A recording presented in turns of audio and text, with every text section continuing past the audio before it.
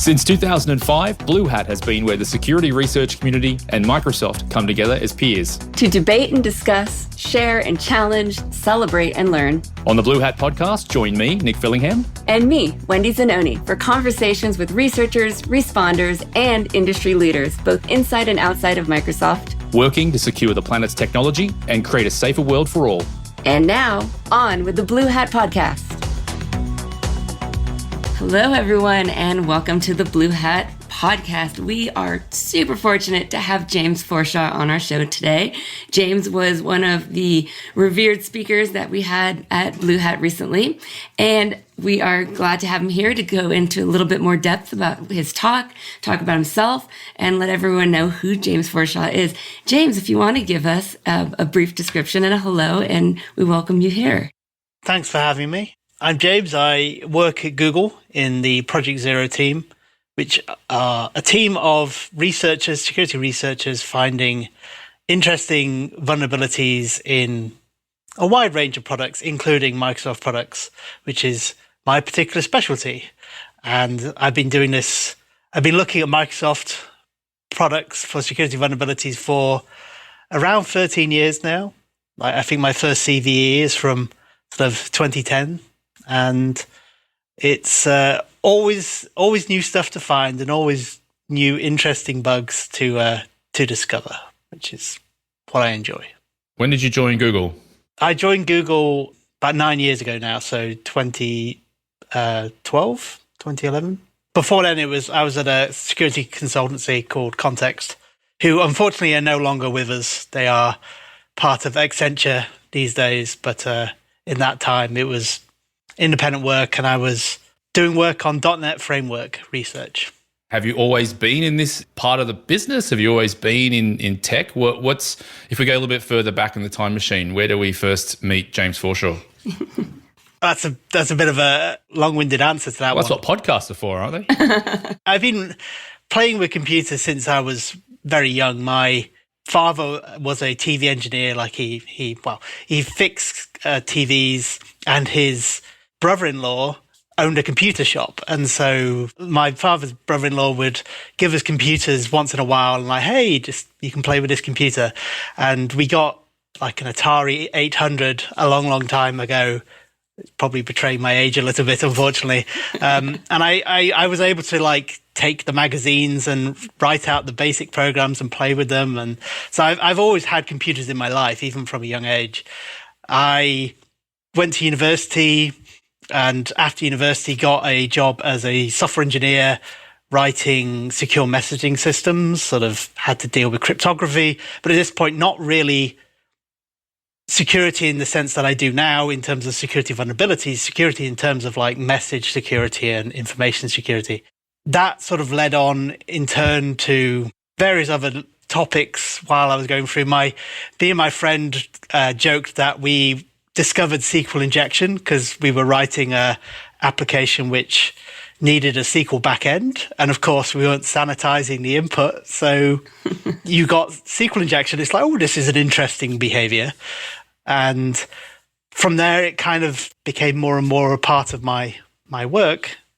And this is kind of where I ended up today. I ended up in the security industry and in the security community, as they would put it, doing conference presentations and things like that. So it's been a long process. I bet that's such a rush to, once you figured out what a security vulnerability was, and each time you found one, that probably just compounded to be where you're at right now.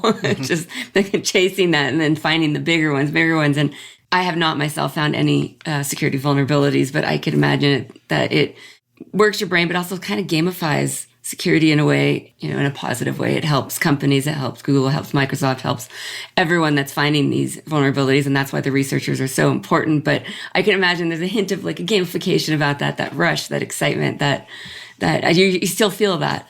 I'm assuming after all these years, when you find something, do you still have that excitement? In most cases. Unfortunately, I think you get a bit jaded after so long doing the research, because as much as the industry has progressed, the same kinds of vulnerabilities still appear. Like, I'm very lucky in that the types of vulnerabilities I look for are not sort of their logical vulnerabilities. So generally each one is different in a way, but sometimes you find a bug class which you can just see endlessly. And especially with researching a product, a closed source product, where I cannot directly influence the progression of, I can only sort of indirectly influence how the security work goes on that product. It can be kind of unfortunate when you keep seeing the same bug pop up over and over again. Right. Like digging a hole in the sand. Yeah. Could you expand, James, a little bit more on logic? You talked about the types of bugs that you hunt for are sort of more logic-based. Could you just sort of like compare that to other types of vulnerabilities and why it is that you go after logic-based bugs and vulnerabilities? When I mean a logic bug, what I'm really referring to is I'm working within the parameters that the application was written or the product was written. So some developer has written a particular sequence of operations, and I'm just trying to find some way of circumventing the security checks which are being done as part of that operation. Or of course, sometimes there is no security check, and that is the logical flaw. This is usually contrasted with something like a memory safety vulnerability, where you could argue it's kind of a logic issue in a sense from a really low level perspective. But in reality, what those vulnerabilities are trying to do is cause sort of undefined behavior in applications. So it's not that you're circumventing an existing logical flow. You are basically breaking the operating model of that application so that it does something completely unexpected, such as jumping to a completely wrong memory address when it's trying to execute code. So those are usually the two main categorizations. Now, there's lots of blurred lines between the two. There's a lot of overlap between them. Like, you may exploit something in a way which is common to perhaps both types of vulnerabilities. But the reason I look at logical vulnerabilities rather than memory corruption vulnerabilities is just personal preference. Like, going back to the sort of gamification concept, there is an aspect of, it's like I'm trying to solve a puzzle of some kind.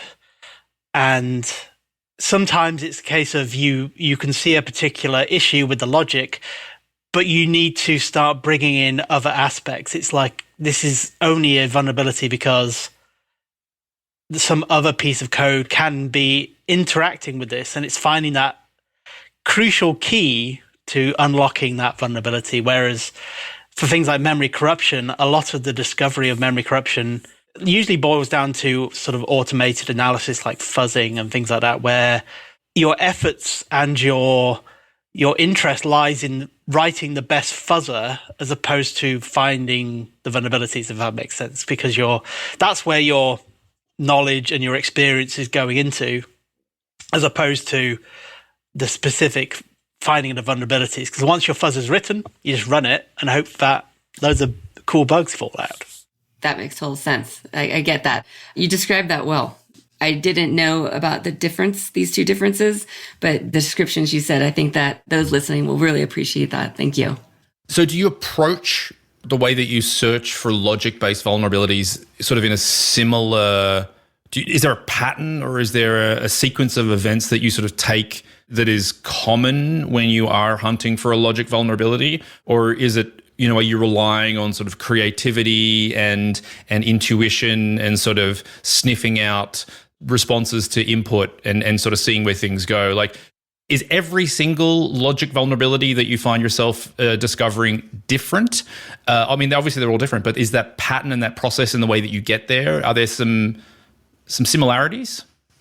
In general, I have a process to my research, and research processes is usually quite individualistic. Like, I do it in a certain way, other people do it in completely different ways.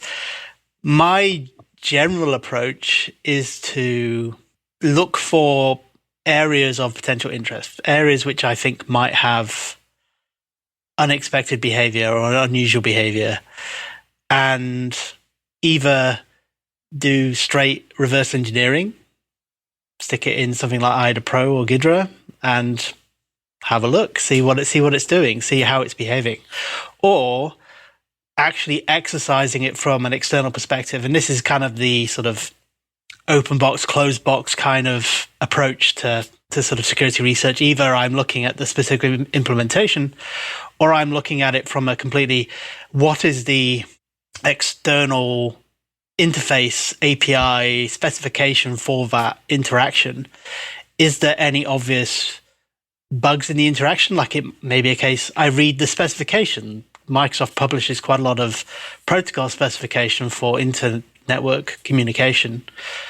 You can look at that and go, oh, there's an obvious logical flaw in this thing. I wonder if, in general, especially with Microsoft documentation, it's usually a post hoc representation of what was actually implemented.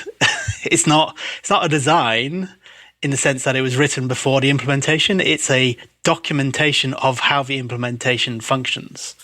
And so I can look at that and go, interesting. Like, this is written in a certain way. Like a vulnerability I found last year was the documentation specifically stated, you're supposed to pass this magic number as this value.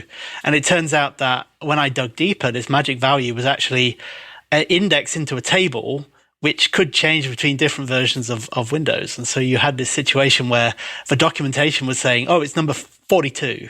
And of course, 42 depended on which version of Windows you were on. So like that was an immediate vulnerability because it's like, why 42? There's obviously a reason. Well, that's the meaning of life. That's why it was of course, exactly. But yeah, it was kind of it was a bit of a tell in terms of, that's an odd thing to be documenting that without an explanation for why that number exists. Like it wasn't a specific value. It was just 42. You've got to use that value. Why? In that example, what did you stumble upon first? Were you just sort of reading through documentation for this new feature or this new product and went, oh, that's bizarre. Why would there be this sort of somewhat arbitrary, very specific integer that you need? And then you sort of followed that thread. Was that the starting point for you? So in this particular case, it was a feature which was implemented both locally and remotely. So it was basically documenting the local interface, but as if it was traversing over a network protocol. So I'd kind of been looking at the local implementation.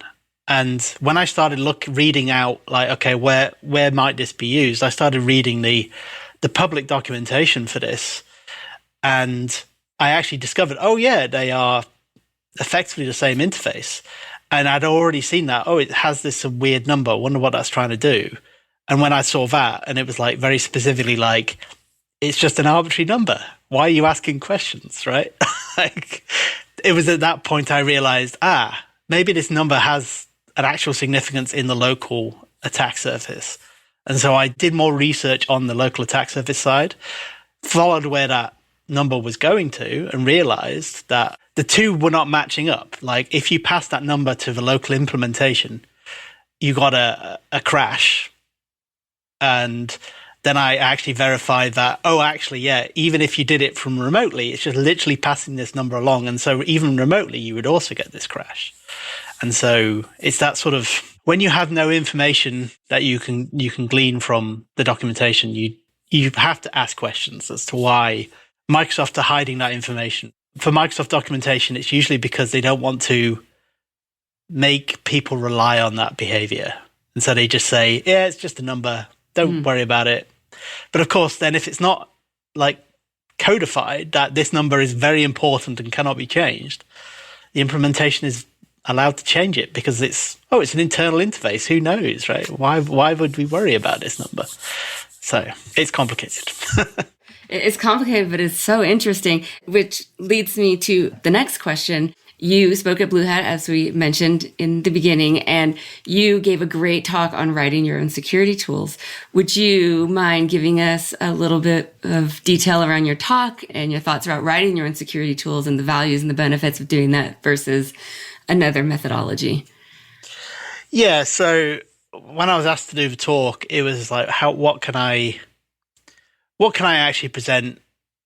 Like, I tend to do very technical talks, but I thought maybe a more high level sort of call to action type of talk would be good, because I genuinely believe that obviously tools, the whole point of a tool in any general sense is to improve our ability to do something.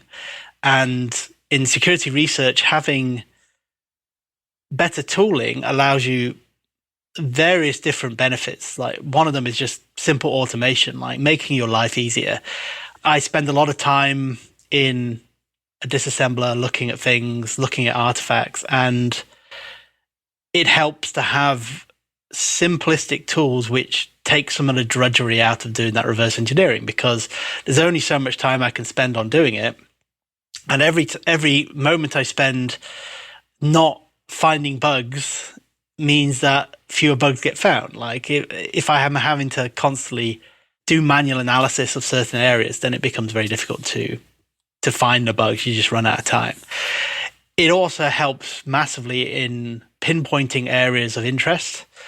When I find a bug class, it's usually there is some sort of commonality. For example, it might be that a certain API gets used on a regular basis, and you can do tooling which just looks for use of this API. And if you're going really fancy, you can even write tools which automate a bit of that actual analysis and even see if that calling that API is using the vulnerable bug class. Because it may be a case of just calling this API is not enough. You've got to pass a certain value to it or a certain type of behavior associated with it. So again, you can kind of use that, at least for my work, to reduce the areas that you need to look at and to pinpoint attack surface that you can then I can do my manual analysis on. It's one of those things that without having this tooling, I think I would be massively less productive in finding vulnerabilities. And it helps that I have a developer background, so I can spend my time writing tooling which not only can be used by me, but also I can give out to the community, which is one of the good things Project Zero allows me to do, is that I'm able to open source my tooling and allow other people to benefit from my experience and my development time. So yeah, it covers a various range of benefits, I feel. You wrote a book called Attacking Network Protocols. Do you go into detail a little bit with your tooling in that book, or is that down a separate path? Tell us a little bit about that. So I did write sort of a library to do network protocol analysis, but this came out of one of the tools I wrote when I was a contractor. It was common to end up on a customer site doing a contract job.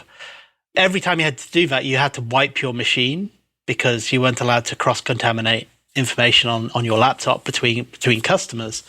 So we only had like a stock set of tools, your classic sort of pen tester type tools. Maybe we had a copy of Nessus on there. We had things like Burp to do web application testing. And one of the things I found is that if you end up having to do sort of a non-standard protocol analysis, so not like HTTP or something well-known, then I'd end up having to just dig out Python or a C compiler and start writing something from scratch. Every single time I'd have to write something. And there was a few tools which kind of did a half decent job, but I decided on one site that I'm just going to start writing a tool to make it easier for something that I can stick back on the in the standard image for a laptop so that it would be there ready for the next time. And so at the very initial work, it was just basic stuff like network proxying support, things like SOX proxies or HTTP proxies, and then basic mechanisms to analyze the network protocol, but not like anything too crazy. But over time, I spent a lot of effort making this a better and better tool, and it had like a fancy graph view, and you could actually program a lot of it, the analysis, without ever having to write a line of code. You could just draw something in a graph and go, this part of the graph, I want you to pop up a dialog box with an hex editor, and I can modify the packet and do that. And it ended up being quite a comprehensive tool. So it was from that I decided to write this book on my experience of trying to hack network protocols. And that book came out of the act of me writing a tool to automate the actual work of doing this sort of stuff. So it's kind of all tied in together in my career, I'm afraid. So you talked about how there were some tools that existed, but it sounds like they didn't meet your needs. And then the title of your talk at BlueHat 2023 was Why I Write My Own Security Tooling, and You Should Too. Can you talk a little bit about this sort of ethos of, while there might be a good tool out there or a tool out there, here's a scenario when you should maybe consider actually writing your own. I assume part of that is so you can learn, right? And you can sort of learn more about how does this thing work, educate yourself sort of behind the scenes, sort of what's happening at a machine code level or whatever. But there are amazing tools out there. You are contributing through the tooling that you write and release. When should a researcher, when should a hacker, when should anyone consider writing their own tools? And then I think the second question is, you have a developer background. What do you do if you don't have a developer background? So I suppose on the first one, the time to write your own tooling is any time you have enough time to write your own tooling. If you're on a contract job where you have a week to finish that project, maybe then is not the time to start writing brand new tooling. Well, it depends. Like when I started writing that tooling, I was talking about, we were there with like 5 or 6 people. So it wasn't just me who was the sort of linchpin of that work. So I could spend my time writing a tool, which then aided my colleagues during the testing. But yeah, certainly one of the key times to write your own tooling is if you don't fully understand a particular technology. If you have very little experience of, say, a particular network protocol or some sort of authentication scheme, or even just like talking to APIs on a Windows machine, then relatively simple tooling to interact with that feature might give you interesting insights into how it's supposed to work. And you're going to have a better outcome from a researcher perspective if you can actually fully understand a particular technology. And in general, I don't think reading documentation is a great alternative sometimes, because it can be written very, very poorly. And it also doesn't necessarily completely represent reality, because documentation is rarely fully up to date. There are, of course, other reasons for doing it. The existing tooling, while there might be good existing tooling, I've seen many cases where there's even open source tooling for a particular technology, and you go, oh, I need this one feature, and you go and look at it, and it's so badly written that it's very hard to add new features to it. And you could spend many, many hours trying to work out how this thing is actually structured and how the code is structured. And sometimes it can actually be just quicker to write your own quick and dirty tool to achieve that goal, rather than having to fight with some other developers' view of the world. Unfortunately, as you say, not everyone has 20 years of development experience. And I would like to say I would believe I was at least a reasonable developer. But we'll take your word for it. Yeah, I'm sure I have my limits as well.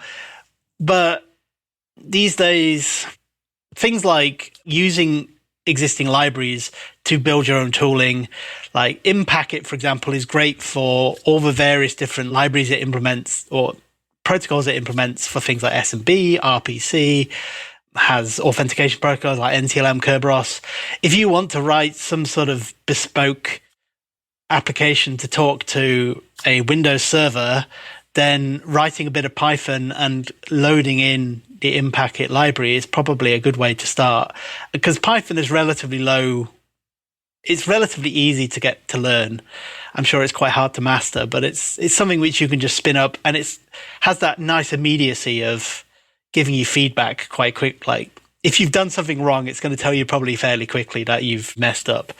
And rather than having to go through a compile cycle, and of course, pretty much every system these days, even Windows has Python. Well, technically Windows doesn't have Python, but if you type Python in the command prompt, it will tell you to install it from the store. So it's something which is just there on every system. And the same can't be said for guaranteeing you've got a C compiler and the attendant problems of writing code in C, which you have random crashes because you've done an off by one error or something like that. And it's also why I write in .NET.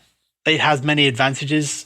It's been useful in cases where you've got application control technologies such as app locker, things like that, because generally it bypasses a lot of those application control technologies because it can be run out of memory without ever having to be officially loaded as a DLL.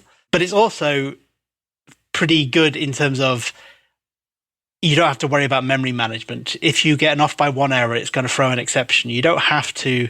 It's harder to write bad code than if you write everything in C or C++. So if you are new to programming, certainly something like Python or maybe .NET is probably a good place to start.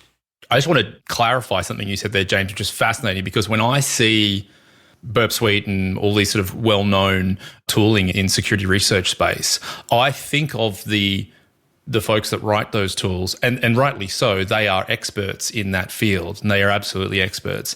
But I think of the thought process as someone has expertise, and then they have that expertise, and then they go and build a tool so that others can sort of share from that expertise. While that is true, it sounds like not having expertise in a particular domain is also a really good reason to go and write a tool. Like you want to dabble or learn about something that you don't know about. Instead of waiting to become an expert and then going and write a tool, you actually write the tool or you start writing tooling as a way to become an expert or to learn more about it, which I just think is a fascinating piece of insight. Did I get that right? Would you agree with that? Yeah. I would probably say something like Burp, for example. The people who write Burp these days did not have all the answers to what would be best for web application testing before they started writing it. It's been a long evolutionary process to come up with as comprehensive a tool as Burp now is. But of course, they also have researchers on staff who can add new features as they find new and interesting vulnerabilities by using Burp to find them. So it's kind of one of those sort of large-scale tools. There is this sort of cyclic aspect to it that you use it to find bugs and you use it to find new features, and then you go, well, it would be easier to find this type of vulnerability if I just add this new feature to my tool, so that you kind of go back in and of itself, and that can then maybe find even more bugs and even new and interesting and complex vulnerabilities. But of course, also writing a tool, having some sort of concrete thing that you want to implement is also a good way to learn programming. Like doing just sort of like advent of code kind of toy problems is one thing, but actually having a goal and a specific endpoint in mind is very useful to kind of act as a forcing function to learn how to write software and how to program. I can see the benefit to your point. If you want to get started somewhere, Python, yes, it does. I can vouch that it does tell you that you've done everything wrong when you have done it wrong. But I can see encouraging folks who are want to getting into researching and learning about writing tools. Not only is that teaching them, but they might come up with a whole new approach or a whole new process that those that have been in the field for decades haven't thought of. So for those that are fresh in the industry now listening, see this as not like, hey, I need to get caught up. You might be finding a new way to pivot and look at something in it from a different angle. So it's a way of crowdsourcing in a sense. Like everyone's different, everyone's mind's different. So that could be greatly beneficial. Yeah, I think a very good example of where a different perspective makes all the difference, like as in a concrete example, is in the writing of fuzzers. Like if fuzzing was such a simple topic and all you needed to do was write that one fuzzer and everything worked and everything was great and you found all the bugs, then there'd be one fuzzer. There wouldn't be much need for more than one fuzzer. One to rule them all. That's all you need. Exactly. But there's always new new evolutions of fuzzing, depending, it can be tailored to specific areas. Some new, like things like AFL, for example, was like a game changer in some ways in terms of how it conceptualized how fuzzing should work and how you should do fuzzing by injecting actual new code into the application compilation process and using that to do code coverage measurements and things like that. Like, people should never assume that, okay, you've got this great tool like something like Burp, which does all my needs. It never needs any more code because it's already the greatest. You should never really think about that, because there's always some new perspective someone could have. I'm stuck in my ways in many ways.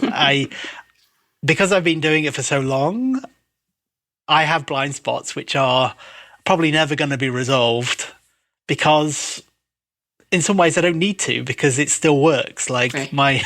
I can still find bugs using the techniques that I'm using today. But of course, a new entrant into the industry could easily come along and completely upend anything I'm doing by thinking differently, thinking in a new and interesting way. And certainly tooling can help in that regard, like coming up with an interesting way of fuzzing or analysis of logical vulnerabilities, almost anything. And that's just how it works in this industry, up until, of course, AI takes our jobs.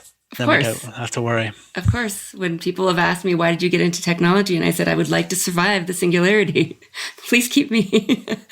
Speaking of being set in your ways and been doing this a long time, you have a long history with BlueHat. You won the first BlueHat Prize, and you've been a speaker many times. Can you give us a little bit of an overview of your tenure with BlueHat? Yeah, so, over the years, I've always enjoyed attending, at the very least. In the old days when it was like an invite-only thing, it was always kind of a privilege to be invited, and then even more of a privilege to be invited to speak.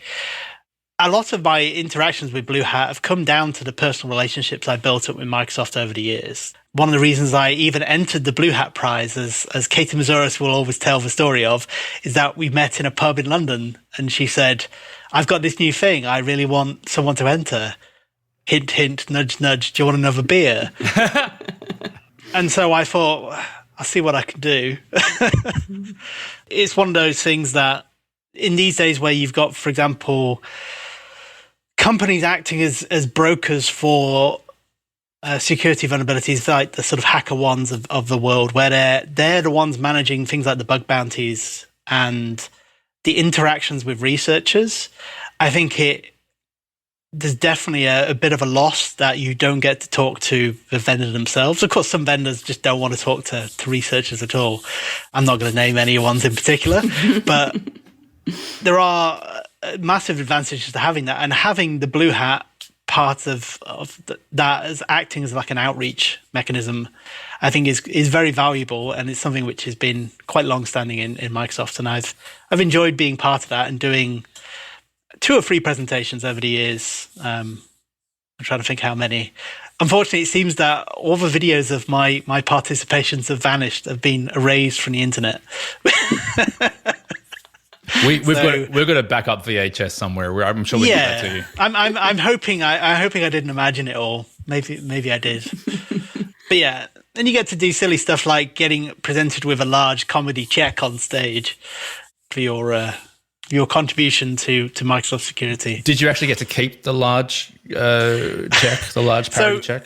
Initially, I didn't take it back with me because I didn't want to take it on a plane. It was a bit much. So I said, can you post it? Apparently, it got lost. The original check got lost. How do you lose it? It was in a cupboard somewhere, apparently, and it just disappeared. I think someone took it to an oversized bank and tried to cash it. The lawyers made sure there was like this is not a real check written on the bottom. Smart. It got reprinted, and I did get it posted to me. Another ridiculous, just silly anecdote while I'm discussing posting large novelty checks. Another thing I got from that was Microsoft sent me sort of the original Surface, like Surface 1, the original x86 Surface. Yeah. And of course, it comes in 2 parts. You get the screen and you get the keyboard. And I got the screen, but the keyboard was coming separately. So it's fine. Okay. And then one day I was sitting at work and I got a phone call from a delivery company saying, "Hi, yes, do you have a forklift?" It's like, I'm sorry, what? yeah, we've got this pallet for you. It's really like we need a forklift to deliver it. It's like, well, no, we're just an office. We don't have a forklift. And it turns out for some bizarre reason, they'd shipped one of these small Microsoft keyboards on a pallet. Oh, you didn't get a pallet of keyboards. You got one keyboard on a pallet. No, I got one keyboard on a pallet. Wow. Which is really unfortunate, like, because this was also, they'd released a Surface table.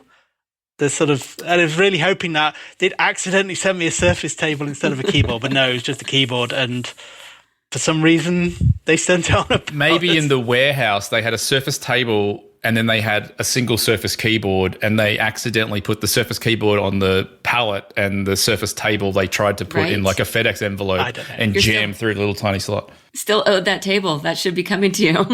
Well, yeah, that was 10 plus years ago now. It's probably lost in the post, I think. And then, James, just continuing, your long history of shenanigans with BlueHat. This year, actually, on stage, you were presented with a beautiful hat that had, I think, ears and some eyes on it. Jessica Payne, I think, gave that to you as you were coming on stage. Why? What was it? Was it a panda? Yeah.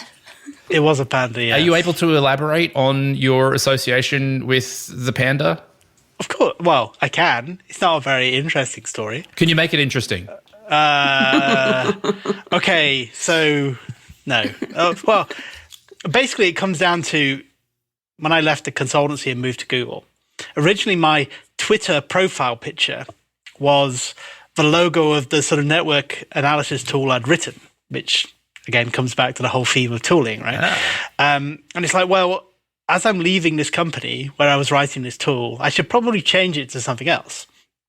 Now, my Twitter handle is derived from the name of an alien race in the Warhammer 40k role-playing series. It's from the sort of Tyranids.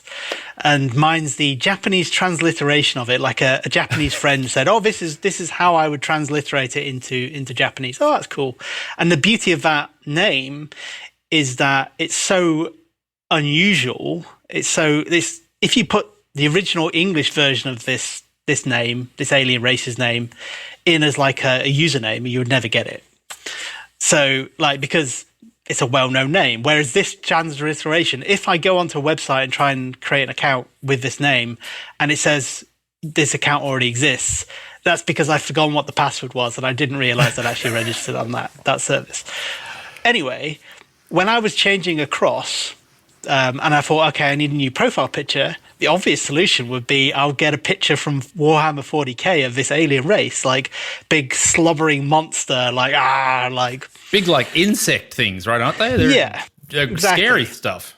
Yep. And my wife rightly pointed out that that's not necessarily a good thing to have as your profile picture. It's like, why would you want like a scary monster as your profile picture? That seems very strange of you. And for some reason, well, I'll just pick something else. And it's like, what about a panda? And like get a picture of a cute panda. It's like, yeah, that's fine.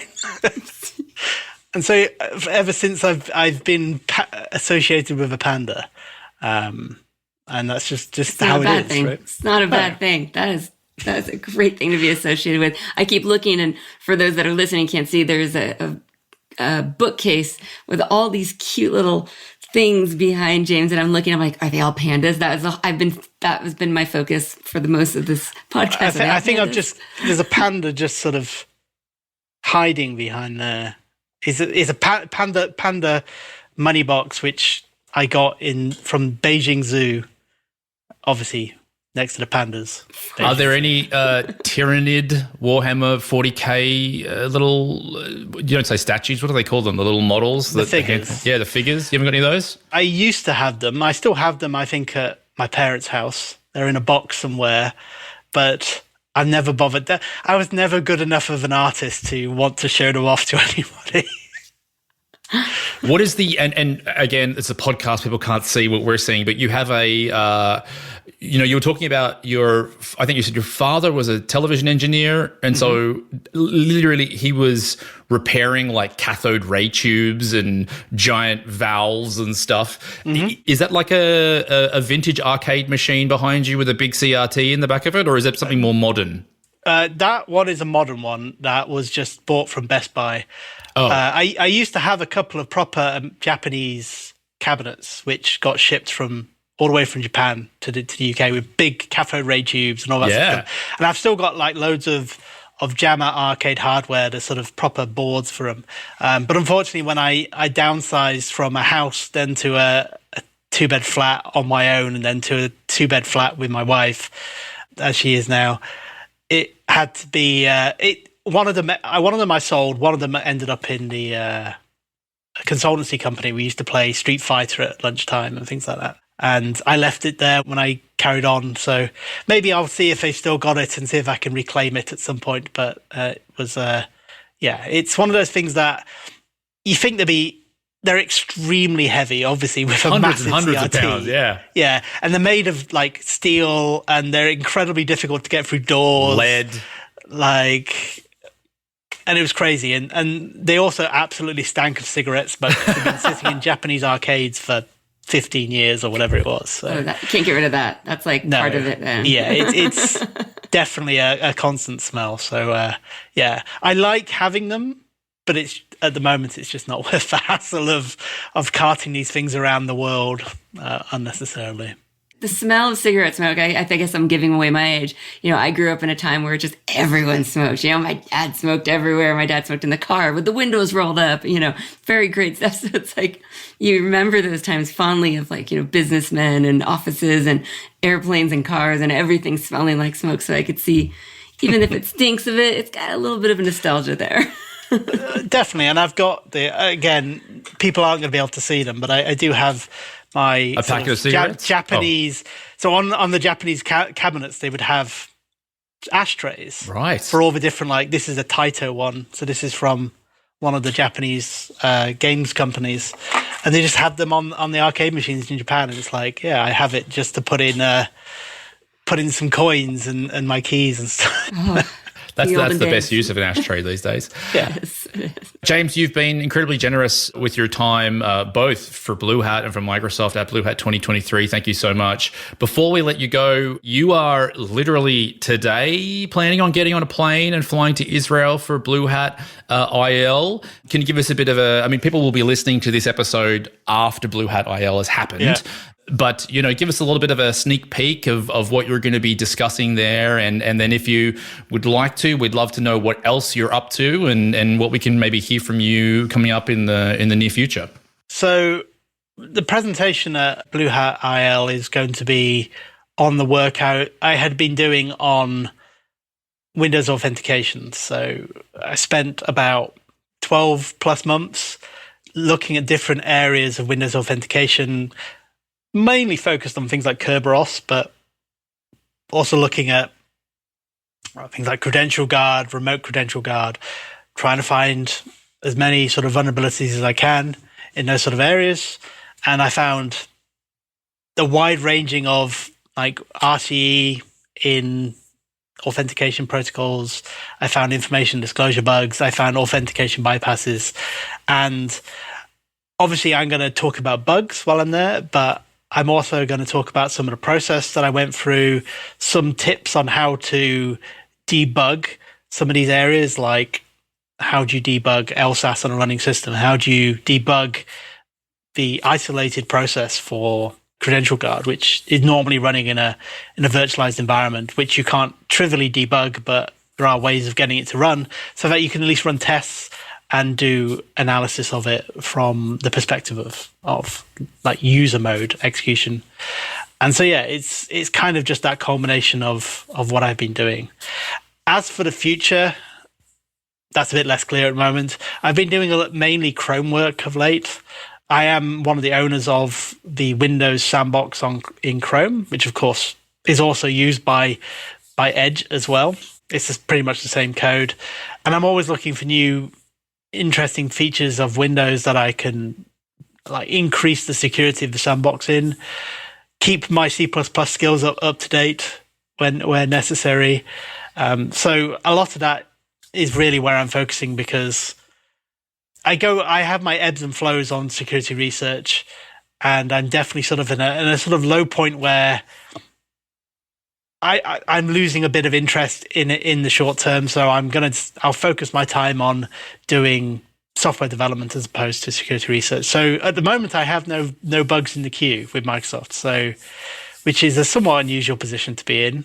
I usually at least have one kicking around, but I'm sure I'll be back in 6 months or so when I found some new interesting area to look at.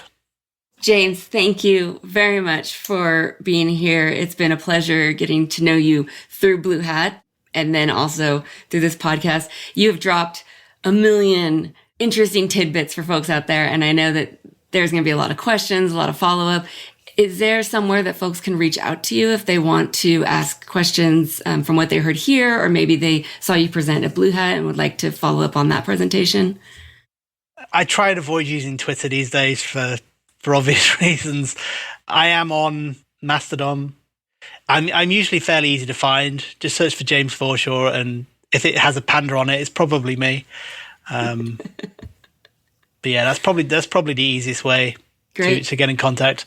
Or go on GitHub and use the issue tracker on any of my tools on GitHub and ask me questions about stuff unrelated to it, and I'll probably get to it and then close your comment. But yeah. Great. Thank you again, James. We look forward to the next time we all are chatting again, and definitely look forward to you being on the BlueHat stage again, maybe 2024. But until then, good luck. And I'm sure BlueHat Israel is going to be successful because you are being part of it. Thank you very much. Thank you. Thank you for being here. Thank you for joining us for the BlueHat Podcast. If you have feedback, topic requests, or questions about this episode, please email us at bluehat@microsoft.com or message us on Twitter at MSFTBlueHat. be sure to subscribe for more conversations and insights from security researchers and responders across the industry by visiting BlueHatPodcast.com or wherever you get your favorite podcasts.